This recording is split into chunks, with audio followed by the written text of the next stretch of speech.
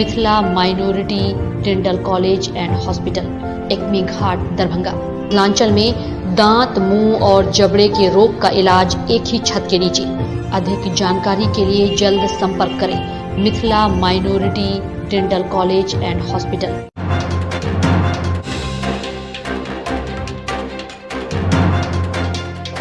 थाना क्षेत्र में अमित नामक एक व्यक्ति की हुई हत्या का हुआ पर्दाफाश। एक व्यक्ति को पुलिस ने किया गिरफ्तार, डीएसपी ने दी जानकारी।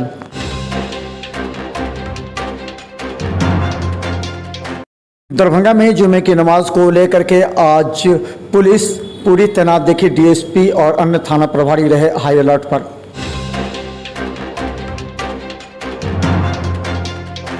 देश के गार्ड और पैरामेडिकल स्टाफ के बीच झड़प, काफी देर तक रही अफरा तफरी का माहौल।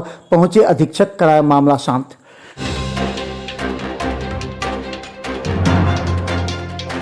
बनी के बिस्फी से 70% जला हुआ एक व्यक्ति पहुंचा डीएमसीएच। इलाज के दौरान हुई मौत, परिजन शव छोड़कर भागे।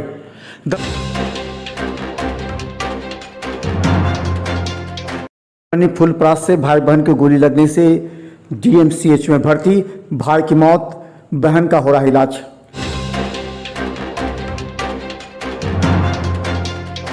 मधुबनी जिला समादेष्टा बिहार इच्छा गृह वाहिनी को मिलने वाली सुविधा उनके पुत्रों पुत्रियों के लिए आज किया गया 1 दिवसीय प्रशिक्षण।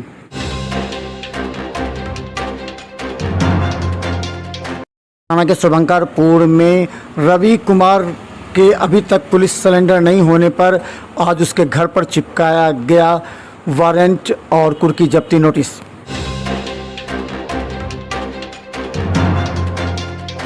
दरभंगा ने वर्तमान मेयर मुनी देवी पटना में ऑपरेशन के बाद हैं बेड रेस्ट पर। दरभंगा में अब चर्चा, क्या होगा निगम का भविष्य।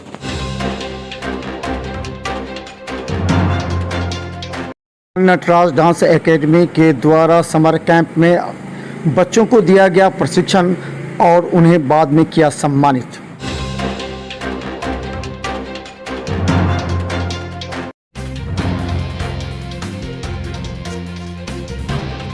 सदर डीएसपी कृष्णनंदन कुमार ने आज प्रेस को संबोधित करते हुए कहा कि कुछ दिन पहले ही अमित कुमार की हत्या कर दी गई थी, जो कि सोनकी का रहने वाला था। अमित कुमार का एक गैंग के साथ संबंध था और पैसे के लेन देन की वजह से उसकी हत्या कर दी गई, जिसमें श्याम राठौर नामक एक व्यक्ति गिरफ्तार हुआ है, जबकि विकास झा ने गोली मारी है। इस बात की स्वीकारोक्ति बयान दिया गया है, पूछताछ जारी है। 16/5/22 को सुबह में लहरियासराय थाना प्रभारी को सूचना मिली कि बाकरगंज कचहरी पोखर के किनारे एक शव पड़ा हुआ है। उस सूचना के आधार पर ये टीम के साथ गए और जांच किए तो प्रतीत हुआ कि किसी ने अज्ञात व्यक्ति ने गोली मारकर इसकी हत्या कर दी। हालांकि अमित कुमार का कुछ गैंग के साथ संबंध था और उन्हीं लोगों ने, गैंग के लोगों ने ही इसकी गोली मारकर हत्या कर दी। और अन्य थाना प्रभारी रहे हाई अलर्ट पर। दरभंगा में किसी भी तरह के अशांति भंग करने वालों पर कड़ी निगरानी रखने के लिए डीएसपी आज पूरी तरह मॉनिटरिंग करते रहे। आज दरभंगा में पुलिस बल कई चौक चौराहों पर डीएसपी और थाना प्रभारी के नेतृत्व में अलर्ट दिखा ताकि कोई गड़बड़ ना हो। आज काफी भीड़ होने की वजह से पैरामेडिकल का एक स्टाफ बिना एप्रॉन में पहुंचा अपने परिजन को दिखाने के लिए।